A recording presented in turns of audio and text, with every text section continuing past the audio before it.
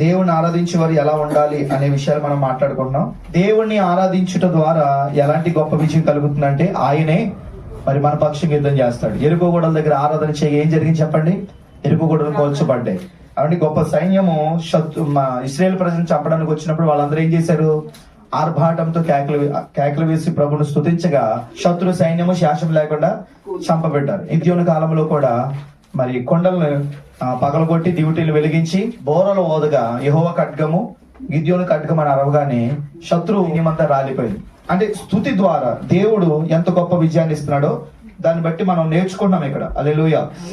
స్తుతి ద్వారా దేవుడు చేసే కార్యం ఎలా ఉంటదంటే జకర్యా పుస్తకం 2వ అధ్యాయము 10వ వచనం చదవండి. సియోను నివాసులారా నేను వచ్చి మీ మధ్య నివాసము చేతును సంతోషముగా పాటలు పాడుడి. ఇదే యెహోవా వాక్కు. చూడండి, ఆయన వస్తాను అన్నాడు. సంతోషముగా పాటలు పాడు. మనం అందరం పాటలు పాడుతూ ఉంటే అప్పుడు ఆయన వస్తాడట. స్తుతి ఆరాధన ప్రభువునే మన మధ్యకి తీసుకొచ్చేలాగా చేస్తాం. మనం ఏం ధ్యానిస్తున్నాం? ఆరాధన చేసేవాని లక్షణాలు ఎలా ఉండాలని చూస్తున్నాం. ఎందుకంటే ఆరాధన కేకలేసారని పాటలు పాడిన ప్రతి చోట వచ్చాడు. పాటలు పాడడం అవసరమే కాబట్టి ఆరాధన చేయడం అవసరమే, కానీ ఆరాధన చేసేవాడు ఎలా ఉండాలనేది కూడా చాలా ప్రాముఖ్యమైన విషయం. హల్లెలూయా. ఆ విషయాన్ని మనం మాట్లాడుతూ నిర్గమకాండం 8వ అధ్యాయము 1వ వచనంలో ఈ మాట మనకు కనబడుతుంది. యెహోవా ఏటిని కొట్టి 7 దినములైన తరువాత యెహోవా మోషేతో ఇట్లనేను, నీవు ఫరో యొద్దకు వెళ్ళి అతనితో నన్ను సేవించుటకు నా జనులను పోనిమ్ము. అంటే ఎక్కడి నుంచి ప్రజల్ని కోరుకుంటున్నాడు? ఐగుప్తులో నుండి ప్రజల్ని కోరుకుంటున్నాడు. ఆ ప్రజలే కావాలి, వారు ఐగుప్తులో నుండి బయటికి రావాలి, ఐగుప్తులో నుండి ఆరాధన చేయకూడదు. అంటే వాళ్ళు ఎక్కడి నుంచి రావాలి? ఐగుప్తు నుండి. ఐగుప్తు అనగా ఏమన్నాను నేను? లోకము, పాపము, అపవిత్రత, భయంకరమైన అవిధేయత. వీటన్నిటిలో మనం ఏమవ్వాలి? బాప్తిస్మం అనే అనుభవంలోనికి రావాలి. Praise the Lord. మారు మనసు అనే అనుభవంలోనికి రావాలి. హల్లెలూయా. పశ్చాత్తాపం అనే అనుభవంలోనికి రావాలి. ఆమేన్. ఎప్పుడైతే ఈ అనుభవంలోనికి వచ్చి మనం ఆరాధన చేస్తామో ఆ ఆరాధన నాకు ఇంపైనది, నాకు ఇష్టమైందని దేవుడు చెప్తున్నాడు. అంటే ఆ ఆరాధన దేవునికి ఇష్టమైంది. అలాంటి ఆరాధనే కావాలని దేవుడు కోరుకుంటున్నాడు. హల్లెలూయా. చెప్పండి, 2 చేతుల పైకి చెప్పండి. అంటే ఆరాధన చేసేవాడి యొక్క లక్షణం మొట్టమొదటిది ఏంటంటే వాడు ఐగుప్తులో నుంచి బయటికి రావాలి. కాబట్టి ఎందులోంచి రావాలి? యాక్చువల్ గా మొట్టమొదటిగా మనం బాప్తిజం పొందడానికి చాలా ఆలోచించాం. కాబట్టి బాప్తిజం పొందడానికి మనం ఇష్టపడలేదు. బాప్తిజం ఎలా పొందాలో తెలియలేదు. బాప్తిజం పొందడానికి పూర్తిగా మారిపోయిన తర్వాత అప్పుడు బాప్తిజం పొందుతాములే అని అనుకున్నాం. కానీ అద్భుతమైన విషయం ఏంటంటే మన వల్ల కాలేంది మనమే వెళ్ళి బాప్తిజం కావాలని అడిగేలా చేశాడు దేవుడు. ఇప్పుడు బాప్తిజం ఒకళ్ళు ఇస్తే బలవంతంగా ఇస్తే తీసుకున్న వారం కాదు మనం. నేను ఇప్పుడప్పుడే తీసుకోనని చెప్పిన నోరు, నేను పూర్తిగా మారిన తర్వాత తీసుకున్నాను చెప్పిన నోరే వెళ్ళి నాకు బాప్తిజం కావాలని అడిగింది. ఆ కార్యం ఎవరు చేశారు అంటే దేవుడే శత్రువుతో పోరాడి నా ప్రజలని పాపము నుండి, లోకం నుండి బయటికి పంపించు అని దేవుని యొక్క వెల మన పక్షముగా చెల్లించి, దేవుడే తన ప్రాణాన్ని వెలగా చెల్లించి ఆడికి అప్పగించి ఆడి చేతిలో ఉన్న మనల్ని బయటికి తీసుకొచ్చాడు. ఇప్పుడు ఎవరు ఆరాధన చేయాలి? ఐగుప్తు నుంచి వచ్చినవాడు. అంటే ఐగుప్తు నుంచి వచ్చిన వాడు ఆరాధన చేయలేవద్దా? ఒకటి, ఐగుప్తు నుంచి రాకుండా ఆరాధన చేయకూడదు, ఐగుప్తు నుండి ఆరాధన చేయకూడదు, ఐగుప్తు నుంచి బయటకు వచ్చిన తర్వాత ఖచ్చితంగా ఆరాధన చేయాలి. ఆరాధనే చెయ్యాలి. ఆరాధన యేసయ్యకే చెల్లాలి. ఆరాధన యేసయ్యకి మాత్రమే అప్పగించబడాలి. మనం ఏమో ఫ్రీగా ఇవ్వట్లేదంట ఆయనకి. ఈ బానిసత్వపు సంఖ్యలో తెంచి మరి ఆరాధన చేయమంటున్నాడు. ఇప్పుడు మనం ఆరాధన చేయడానికి మనకున్న ఏకైక లక్షణం ఏంటంటే మనం పాపం నుంచి బయటకు వచ్చాం కాబట్టి, మనం అపవిత్రత నుంచి బయటకు వచ్చాం కాబట్టి. హల్లెలూయా. ఇప్పుడు దేవుడు ఏం కోరుకుంటాడంటే నా ప్రజలు నన్ను ఆరాధించాలంటే ఖచ్చితంగా అక్కడి నుంచి బయటికి రావాలి. ఆరాధన అంటే ఏంటి? దేవుని గొప్ప చేసే కార్యాలు. ఆరాధన అంటే ఏంటి? దేవుని చెప్పిన మాటలు వినడము. ఆరాధన అంటే ఏంటి? దేవుని పరిచర్య చేయడం. ఆరాధన అంటే ఏంటి? మనం సమర్పించుకోవడం. ఇవన్నీ ఆరాధన పూర్వకంగానే వస్తాయి. అందులో పాటలు కూడా ఆరాధనే. అంటే ఈ ఆరాధనలన్నీ ఎవరు చేయాలి అంటే ఐగుప్తు నుంచి రాకుండా నువ్వు ఆరాధన చేయకూడదా? అంటే ఐగుప్తు నుంచి వచ్చిన వాడే పరిచర్య చేయాలి, ఐగుప్తు నుంచి వచ్చిన వాడే స్టేజ్ ఎక్కాలి, ఐగుప్తు నుంచి వచ్చిన వాడే పాటలు పాడాలి, ఐగుప్తు నుంచి వచ్చిన వాడే ఆరాధన చేయాలి. అంటే దాని అర్థం ఏంటి? బాప్తిజం పొందినవాడు, ఆత్మ చేత నీటి చేత బాప్తిజం పొందినవాడు మాత్రమే. ఆత్మ చేత నీటి చేత ఎవరికైతే ప్రక్షాళన జరుగుతుందో వారు మాత్రమే ఇది చేయాలి. ఐగుప్తు నుంచి వచ్చారా? అడుగుతున్నాను ఒక మాట. ఐగుప్తు నుంచి వచ్చిన వారు ఒకసారి వచ్చారా? ప్రతిసారి అనుభవం ఉండాలా? ఐగుప్తు నుంచి వచ్చిన వాళ్ళంట సున్నతి చేయించుకోవాలంట. సున్నతి అనేది ప్రతిసారి ఉంటుందా లేకపోతే అప్పుడే పోతుందా? సున్నతి చేశాక సున్నతి పోదు. అలా ఉండిపోద్ది వారి జీవితంలో ఎప్పుడు వరకు చచ్చే వరకు. బాప్టిజం పొందాక అనుభవం ఉండాలి. బాప్టిజం తీసుకున్న తర్వాత కూడా మళ్ళీ ఐగుప్తులో ఉన్న పనులు చేస్తే అప్పుడు బాప్టిజం అనుభవం ఉన్నట్టే లేనట్ట. అందుకే దేవుడు ఏమన్నాడంటే, విరిగి నలుగురు హృదయాలతో ఎవరైతే దేవుని సన్నిధిలో ఉంటారో వారు చేసే ఆరాధన దేవుడికి అంగీకారంగా మారుతారు. ఎప్పుడు విరిగి నలిగిన హృదయం వస్తుంది? అనుక్షణం ఆ బాప్టిజం అనుభవంలోకి నడిపించబడుతున్నప్పుడు. అనుక్షణం ఆ బాప్టిజం అనుభవం వారి జీవితంలోకి రావాలి. హల్లెలూయా. వాళ్ళ ప్రయాణం కానానికే వెళ్ళింది, మళ్ళీ ఎక్కడికి వెళ్తుంది అంటే ఐగుప్తులకు వెళ్ళిపోయాడు అనమాట. దాని అర్థం వీళ్ళు ఐగుప్తు నుంచి వచ్చేసి కానాని వెళుతున్న దారిలో మనం ఐగుప్తులకు వెళ్ళిపోతేనే బాగుండు అనుకున్నారంతే. దేవుడు అక్కడ ఆపేయాడు. కానానులోనికి ప్రవేశపెట్టడం లేదు. ఆ ఆలోచన నీలో ఎప్పుడైతే చచ్చిపోద్దో అప్పుడే నువ్వు కానానికి వస్తావని చూశాడు. వారి ఎవరి జీవితంలోనూ ఆలోచన పోలేదు, అక్కడే చంపేశాడు అంతే. అంటే ఆలోచన చచ్చే వరకు కూడా నువ్వు మరలా మారు మనసు అనుభవంలోకి బాప్టిజంలోకి వచ్చిన వాడు కాదు. అందుకే అన్నాడు అపోస్తలుడు పౌలు, ఏమన్నా తెలుసండి, నువ్వు దేవుని పాత్రలను తాగిన వ్యక్తివి, దయ్యం పాత్రలను ఎలా తాగుతావు? దయ్యం పాత్రలు తాగడం అంటే ఏంటి? ఆచారాలు. దయ్యం పాత్రలు తాగడం అంటే మందు, డ్రింక్.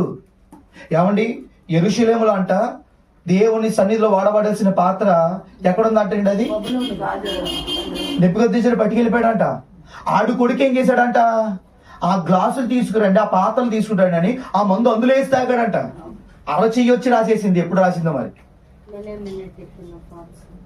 దేవుని పాత్ర లోకంలో ఉండాల్సిన దాన్ని తీసుకొచ్చి దేవుని పాత్రగా చేసుకున్నాడు దేవుడు. ఈ పాత్రలో దేవుడు తన వాక్యము నింపి, దేవుడు తన ఆత్మ నింపి తన కొరకు తాగుదామని, అంటే తన కొరకు ఉపయోగించుకుందాం తెచ్చుకుంటే ఈ పాత్రను తీసుకెళ్లి లోకంలో పెట్టాడు, బబులోన్లో పెట్టాడు. బబులోన్లో పెడితే బబులోన్లో తీసుకొచ్చి మందు మళ్ళీ అందులో వేశారు. ఎంత ఘోరమైన విషయం అండి. యేసు రక్తము తాగిన నోరుతోటి బ్రాంతి తాగడం ఎంత భయంకరమైన పాపం అండి. చుట్టుపక్కల భయంకరమైన వ్యభిచారం జరుగుతున్నా లోతు తన ఎదురు కుమార్తె లోపల పెట్టి ఏమంటే కన్యకలుగా నిలబెట్టాడు. బైబిలే చెప్తుంది నీతిమంతుడని, కానీ అతని నీతి అతన్ని రక్షించలేకపోయింది. ఇంట్లో కూర్చుని చేశాడు భక్తి, నాయకుడిని వదిలేశాడు, నాయకుడి మాటను వదిలేశాడు, నాయకుడిని వెంబడించడం మానేశాడు, దైవజనుడు పక్కన పెట్టాడు. తన నీతి తనను రక్షించలేకపోయింది. దైవజనుడు చేసిన ప్రార్థన దూతల్ని ఈయన దగ్గరికి పంపి ఆ భయంకరమైన ఉగ్రత నుంచి బయటికి తీసుకొచ్చి బలలో పాలు పొందుతున్నాను. లోక సంబంధమైన దాంట్లో పాలు పొందేసి యథావిధిగా వచ్చి ఇందులో పాలు పొందేస్తాం. అయితే ఇప్పుడు ఏం చేయమంటారు పాస్టర్ గారు? మేము బల తీసుకోవడం మానేమంటారా? అయితే మానేస్తాంలేండి ఈ రోజు ఈ పూటకి. బల తీసుకుని మానేసే వ్యక్తి అయితే ఇంకా దేవుని జ్ఞానం నీకేమందినట్టు, దేవుని వాక్యం నీకేం అర్థమైనట్టు? నాశనం అయిపోతావని జీవాన్ని వదిలేస్తావా? ఏమంటే ఈ టాబ్లెట్లు వాడకపోతే కనుక నువ్వు చచ్చిపోతావు అంటారు. ఆ టాబ్లెట్లు అంతా ఒక్కో టాబ్లెట్ 10,000. అంత అయితే కట్టలేం కానీ మా దగ్గర డబ్బులే కానీ మేము చచ్చిపోతాను అంటారు ఎవరైనా? ఆ పాపాన్ని వదులుకోలేమండి మేము. ఆ మందు తాగడం మానలేము, ఆ ఆచారాలను లెక్క ఉండకుండా ఉండలేము, ఆ కైని ఆ గుట్కా లేకుండా ఆ సిగరెట్లు తాగకుండా మేము ఉండలేమండి. అయితే ఇది మానేస్తాంలేండి. ఇలాగే ఉంటది. శరీరం దగ్గరకు వచ్చేసరికి ఏమో చావొద్దట. అది ఎంత ఖరీదైనా సరే, ఎంత కష్టమైన అప్పు చేశారన్నా వేసుకుని మరి బతుకుతాడట. ఎందుకు? దేవుడిని బాగా పొడవాలి కదా, మరి బల్లె పొడిచినట్టు పొడవాలి కదా. మళ్ళీ నువ్వు ప్రారంభంలో నీ నోటితో నా వల్ల కాదు బాప్తిజం తీసుకోవాలని చెప్పిన వ్యక్తివి నీ అంతటి బాప్తిజం పొందుతానని చెప్పేవాడు. దాని అర్థం ఏంటంటే దేవుడు ఆత్మకార్యం అంతలా చేశాడు. మళ్ళా ఆత్మకార్యం పొందిన నీవు మరలా అందులోకి వెళ్ళి దాంట్లో నుంచి బయటికి రాలేకపోతుంటే దాని అర్థం ఏంటి? నువ్వు ఎంత చోటు ఇచ్చావో చోటు దానికి. మరి ఇప్పుడు దానికి విడుదల ఉండదా? దాని నుంచి బయటపడడానికి అవకాశం లేదా? అంత చెప్పు బూతు మాటలే, నోటి నిండా బూతు మాటలే. అంత చెప్పు ఎదుటోడు కోసం నింద వేయడమే. ఎప్పుడు ఆడిది తప్పనుకోడు. యేసు ప్రభు శరీరం ఎందుకు వచ్చింది? స్వపరీక్ష చేసుకోవడానికి. యేసు ప్రభు శరీరం వెళ్తుందంటే, యేసు ప్రభు రక్తం వెళ్తుందంటే నిన్ను నువ్వు చూసుకుండిదే. ఎదుటోని చూస్తున్నట్టు వేరే దయ్యం వచ్చినట్టే. ఏసే రక్తం మొదట నువ్వు చూసుకోరా అని చెప్తే తప్ప ఏసే రక్తం వచ్చి ఎదుటోని చూడడానికి చెప్పదు. అయినా చెప్తున్నాడు. దాని అర్థం ఏంటి? ఆయన మొక్క పుచ్చుకోగానే ఏం జరిగిందంట? సాతాను అతన్ని ఆవరించింది. అదేంటండి? ఇచ్చింది ఎవరు? ఇచ్చిన ఆయనలో అభిషేకం లేదండి, అందుకే నాకు దురాత్మ వచ్చింది. చెప్పగలమా? ఆ మాట అనగలిగి దమ్ముందా? ఆహారం ఆయనే కదా, జీవం ఆయనే కదా. ఆయన చేత పుచ్చుకున్న రొట్టె తీసుకున్న వ్యక్తిలోనికి దురాత్మ వచ్చింది. నువ్వు పెద్ద లెక్క. సాతానుడికి అవకాశం ఇచ్చి నువ్వు ఇక్కడికి వచ్చి ఇందులో పాల్పొంది దురాత్మ నివాసం చేస్తా తప్ప ఇంకేది నివాసం చేయి. దాని నుంచి బయటపడాలంటే ఒకటి నువ్వు పశ్చాత్తాపడమే, నువ్వు కన్నీరు కార్చడమే. దాని నుంచి నాకు విడుదల కావాలని నువ్వు అవసరమైతే ఏం చేయాలి తెలుసా? 2 రోజులు డ్యూటీ మానేసి ఉపవాసం పెట్టుకుని అవసరమైతే దానికోసం ప్రాధేయపడ. సేపు ఐగుప్తుకి వెళ్ళిపోవాలి. ఐగుప్తులో నీకు ఏం పని అయ్యా? అసలు బయటికి తీసుకొచ్చిన దేవుడు ఐగుప్తు నుంచి, మరలా దేవుడు తీసుకొచ్చిన ఐగుప్తు నుంచి మరలా నువ్వు ఐగుప్తుకి వెళ్తానంటే ఎలాగా? అది ఎంత భయంకర విరోధమైన మనసు అది. నువ్వు ఐగుప్తుల నుంచి వస్తే నువ్వు ఆరాధన చేయకుండా ఉండకూడదు. నువ్వు ఐగుప్తులోనికి రాకుండా నీది ఆరాధన కూడా అవ్వదు. ఆరాధన అంటే ఏంటన్నాను? బాప్తిజం పొందడం ఆరాధనతో సమానం. నీ జీవితాన్ని ప్రభువుకి అప్పగించడం ఆరాధనతో సమానం. తర్వాత ధనం ఇవ్వడం ఆరాధనతో సమానం. తర్వాత దేవునితో సమయం గడపడం ఆరాధన చేయడమే. కొన్ని విషయాల్లో త్యాగం అవ్వడం ఆరాధన చేయడమే. పరిచర్య చేయడం, ఆరాధన చేయడం, ఇవన్నీ కూడా ఆరాధన క్రమంలోకి వస్తాయి. ఆరాధన చెయ్యి, నేను నీ దగ్గరికి వస్తా అన్నాడు దేవుడు. నువ్వు పాటలు పాడి స్తుతించు, నేను నీ దగ్గరికి వస్తానన్నాడు దేవుడు. ఆ పాటలు పాడేవారు ఎవరు అంటే ఐగుప్తు నుంచి వచ్చిన వాడే ఉండాలి, బాప్తిసం పొందిన వాడే ఉండాలి. ఆమె. రెండవ మాట మనం జ్ఞాపకం చేసుకుందాం. యోహాను సువార్త 4వ అధ్యాయము 24వ వచనం. దేవుడు ఆత్మ గనుక ఆత్మతో సత్యముతో ఆరాధించాలని నేను ఆరాధించాలి అని అన్నాను. దానికోసం 23వ వచనంలో ఏమంటున్నాడంటే, అయితే యథార్థముగా ఆరాధించేవారు ఆత్మతో సత్యముతో తండ్రిని ఆరాధించగలం వచ్చినది, ఇది ఇప్పుడే వచ్చినది. తను ఆరాధించేవారు అట్టివారు కావాలనని, అట్టివారే కావాలనని తండ్రి కోరుకుంటున్నాడు. ఇప్పుడు మనం ఎలాంటి ఆరాధన చేయాలి అంటే, ఆరాధన చేసేవాడు ఎలాంటి లక్షణాలు కలిగి ఉండాలి? ఆత్మతోనూ సత్యముతోనూ ఆరాధన. మీకు చాలా సార్లు శరీరం ఆత్మ రెండు డిఫరెన్స్, దానికి ఇంకొన్న డిఫరెన్స్ చాలా సార్లు చెప్పాను. గుర్తుపెట్టుకోండి, నువ్వు పరలోకం వెళ్ళాల మార్గం అది ఆత్మ సంబంధమైన మార్గం. అందుకే ఒక చోట అంటాడు చూడండి, కొలస్సీయులకు రాసిన పత్రిక చూడండి 3వ అధ్యాయం 1వ వచనం చదవండి.